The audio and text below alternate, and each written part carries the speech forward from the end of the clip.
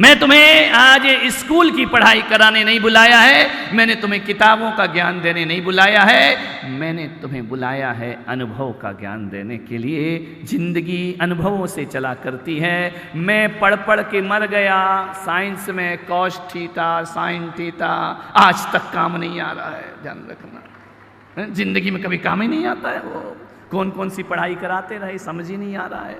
10th में 12th में ये सिद्ध करो, चूंकि और जबकि, काय की चूंकि काय की जबकि, अब की देखो मेरे भाई, कुछ काम नहीं आता है।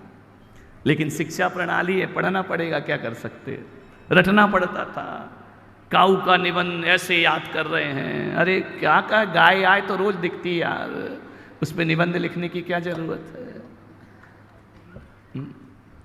विचार करना है। मेरे पास ना कागज है, ना कलम है, ना स्याही है, कुछ भी उनके पास नहीं। कुंद कुंद ने कौन से स्कूल में पढ़ाई की थी। मान्यवर याद रखना, ये वो अनपढ़ लोग जिन्हें साइन करना भी नहीं आते थे, ये डॉक्टर और इंजीनियर तो नहीं थे, ये वो लोग थे जिन्हें पढ़ना लिखना भी नहीं आता था मान्यवर। लेकिन ये वो लोग थे जो सच्चे और अच्छे इंसान थे। वो देखिए उन अनपढ़ों पर आज पढ़े लिखे लोग पीएचडी कर रहे हैं। ध्यान रखिए, किस पर कर रहे हैं, अनपढ़ों पर करता है। जीवन को लायक बनाओ, नालायक मत बनाइए। हजारों अक्षर स्लेट पर लिखे हों, एक बूंद पानी डालो, एक क्षण में हजारों अक्षर मिट जाया करते हैं। लेकिन लिखने में बहुत वक्त लगा करता है, मिटाने में कोई वक्त नहीं लगा करता है। जिंदगी को बर्बाद करने में 1 सेकंड ही काफ़ी हुआ करते हैं। आपसे मेरा निवेदन है, इतना ही मैं कह रहा हूँ। एक मुल्ला नसरुद्दीन था, उसके घर लड़की वाले आए कि मुल्ला की शादी करना है। लड़की के पिता ने पूछा कि मुल्ला जुआ खेलते हो। मुल्ला ने कहा जुआ, मैं तो ताश के पत्ते भी नहीं जानता क्या होते हैं। क्या हुकुम की बेगम, क्या चिड़ी का बादशाह है, क्या लाल पान का गुलाम, क्या ईट की बेगम, मैं तो किसी के नाम भी नहीं जानता हूं। अरे लड़की के पिता ने कहा अच्छी बात है। उसने अगला प्रश्न पूछा लड़की के पिता ने कि मुल्ला चोरी करते हैं। बोले चोरी, आज तक चोरी नहीं की मैंने।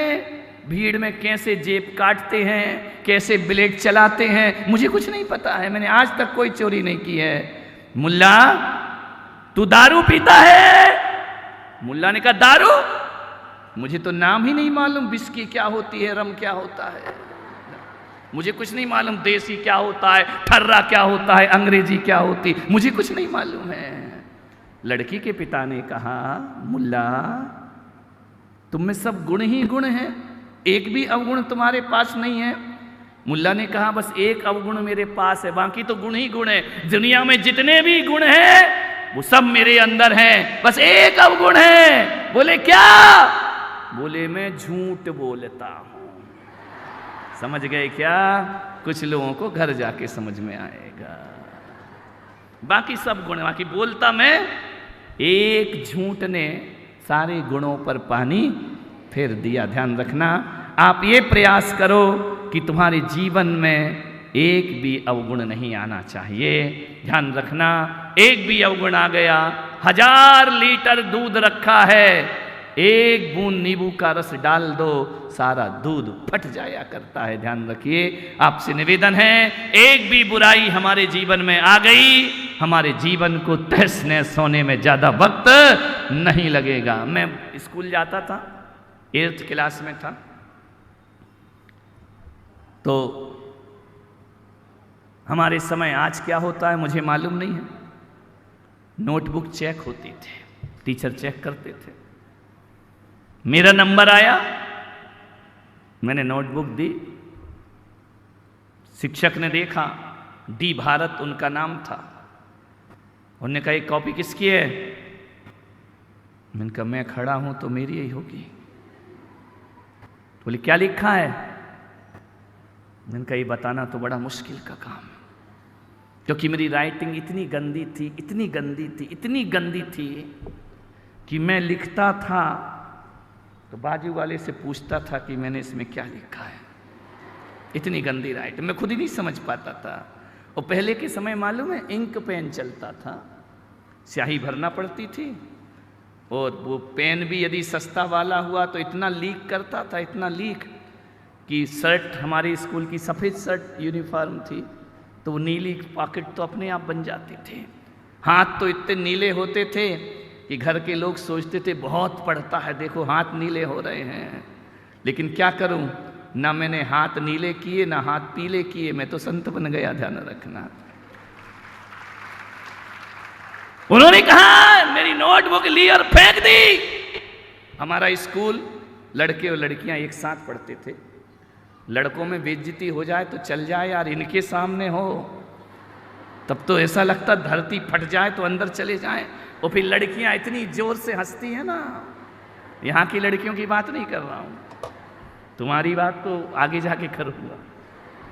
इतनी जोर से लड़कियां हंसी कि बड़ा हीरो बना घूमता है, पढ़ने लिखने में मन नहीं लगता है। ली नोटबुक और फेंक दी। सारी लड़कियों ने तालियां बजा दी, मेरा चेहरा लाल हो गया, शर्म से आंख डबडबा गई। मैंने कहा ये मास्टर को ढंग से दे देता है यार, इतना अपमान क्यों कर रहा है। हुआ क्या, मैंने अपनी नोटबुक उठाई, मैं अपने डेस्क पे जाने लगा।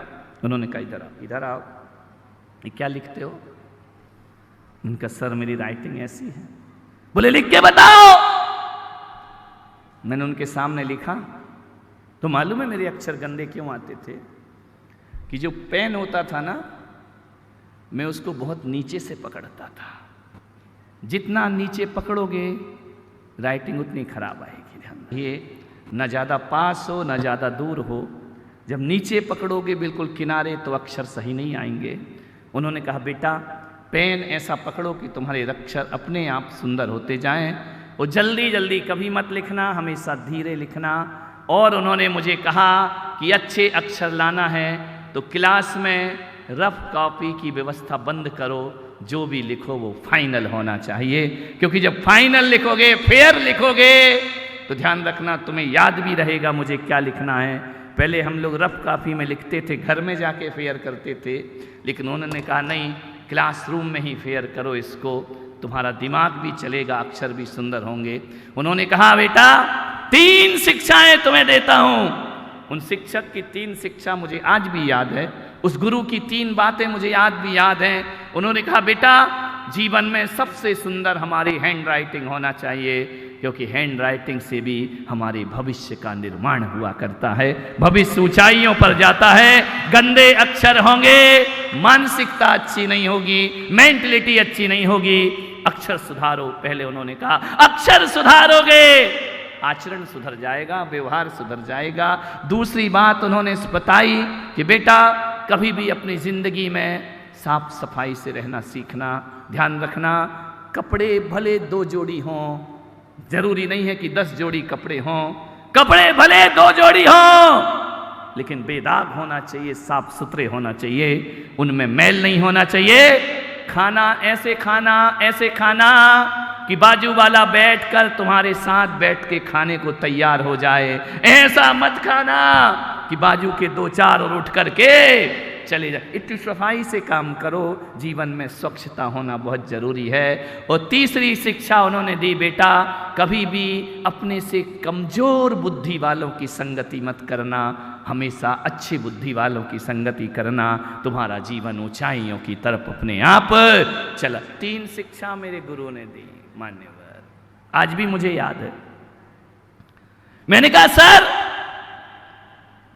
मैं कसम खाता हूं आज जो मेरा अपमान हुआ है, मैं 3 महीने में आपको अपनी राइटिंग सुधार के दिखाऊंगा। मैंने रात दिन प्रयास किया, तो मालूम है 3 महीने बाद जब मेरी कॉपी चेक होने गई, शिक्षक ने पूछा ये कॉपी किसकी है। मैंने कहा सर मेरी है। किससे लिखवाया? मैंने कहा मैंने ही लिखा है। बोले हो नहीं सकता है। मैंने कहा सर लिखा है। बोले लिख के बताओ। जैसे ही मैंने लिख के बताया, उस टीचर ने अपने कोट में लगा हुआ पेन मुझे दिया।